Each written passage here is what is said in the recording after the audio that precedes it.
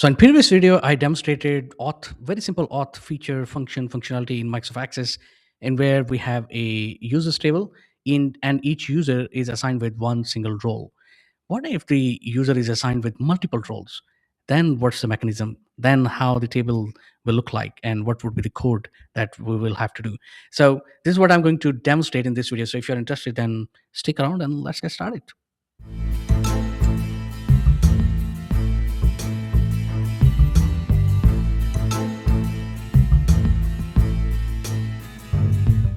Right. So what's the solution? Solution could be maybe we can add two more columns and we'll say primary role, secondary role, and third role. And we can keep on expanding. Maybe that's the way it should be done. Actually, not that's not clean, or that's not professional, and that's not scalable as well. So what we need to do is we need to create a separate table called roles. So rather than having a column, we'll create a separate table altogether, which has the same column basically: admin, sales, finance, and different roles we can have.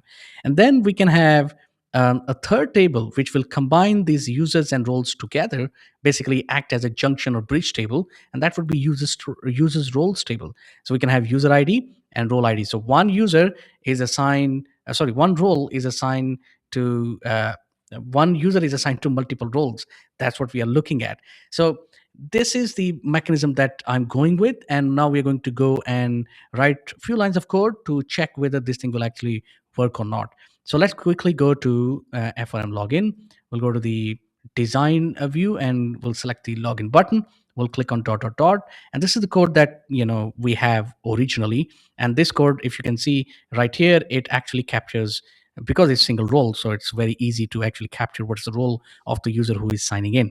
Now in here, we're going to actually delete it because we're going to modify this, and we're going to modify this by using the record sets.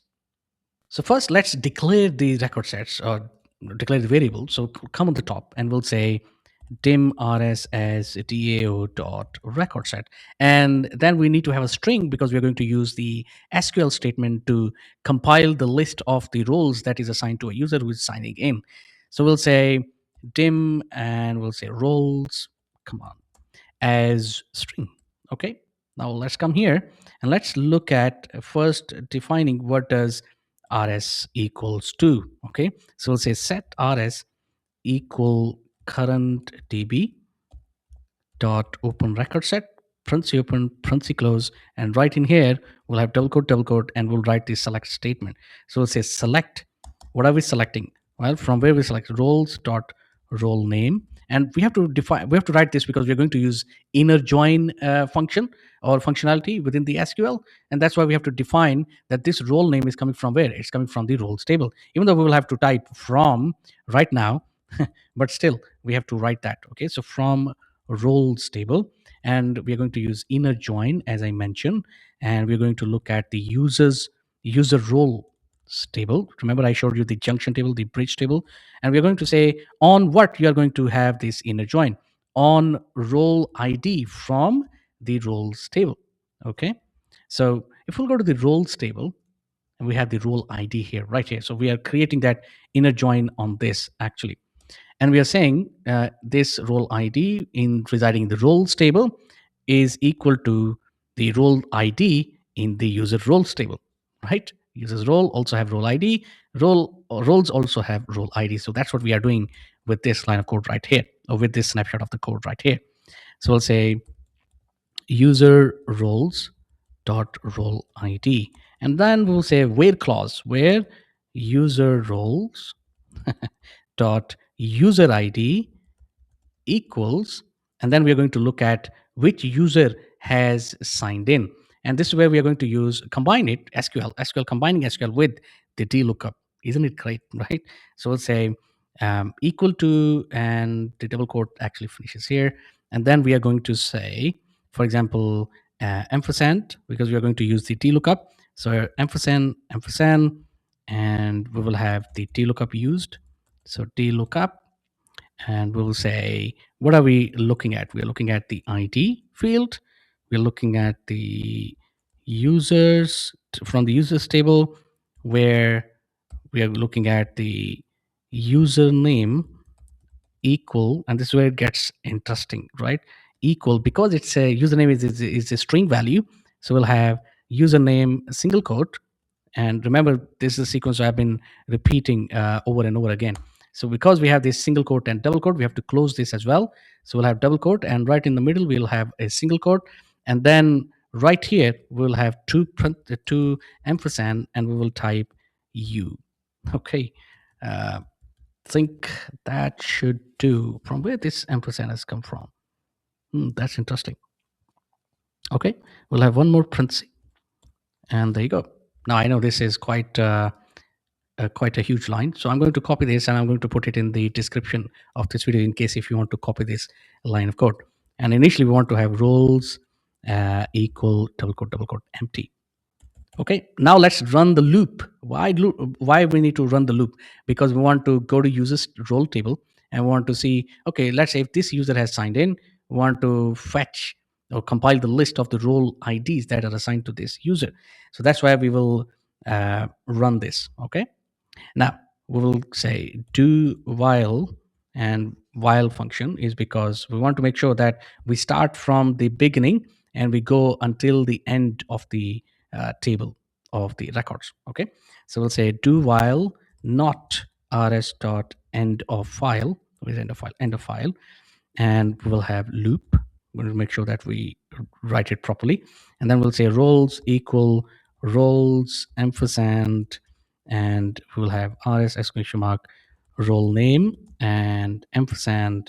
And this is what we are doing right here. Is this is how the roles will be written as the output, if you will do the output of those roles. Rs dot move next. I'm going to explain. Just give me a moment. Let me write this code, and then I'm going to explain. And then rs dot close. Okay, and we'll say set rs equal nothing, and then we will capture that with temp vars. So temp vars dot add, and then this time we'll say user roles. Come on, user roles comma roles. All right, let me explain what's happening here. Well, what is happening here is that it open the all of this code, especially this line, it opens the record set that return all the role names linked to the user that has logged in by joining the roles and user roles table together. So that's what is happening. And then we are looking at running the loop to basically fetching or compiling the information about the roles that are assigned to a user that has logged in. I don't know whether you have how much is understandable, but that's what I can explain. Okay, now once we have done that, what do we do with it? Well, we have to create a function, and we can create private function or we can create a public function. Because this is going to be used as authorization, that means we might be in form number 12 in this application, and we have to refer to the person who has logged in and what roles are assigned to that person. If we'll make it private, then the private function will never work. We need to go a step beyond, and we need to create a public function. And to create public function, we'll go to the create tab, we'll create a module, and then let's save this module, and let's give a name to this module called has roles or has role. Okay, we'll click OK, and now we're going to call create this function. So we'll say public function, just like that, has role. Okay, and then parenthesis open, parenthesis close, and we'll say in between parenthesis open, parenthesis close, we'll say role name as a string. Okay, and we will say this whole thing is as a boolean because we're going to check this true or false. And then we are going to define here has role equal instr. So this is like initial string, and I will explain this line of code. But first, let me write this line of code because this bit is very, very important, by the way. Temp was exclamation mark user roles comma role name, and we will have ampersand and double quote. This is how the role name will be written, and we will have single comma, and then we will compare that text and greater than 0. Okay, so if in case here I have lost you, let me bring you back by explaining what this function will do. This function checks whether the user's stored role list contains a specific role that you are asking for, right? And it starts with the first character in there. So that role, now the function is created, we have captured the information. Now the question is, how do we use all of this? Well, we can use all of this by going to, so for example, we'll go to the dashboard. So what do we need to do is we need to go right now. So let's go to the onload event, So right now it's simply, the previous code that we have.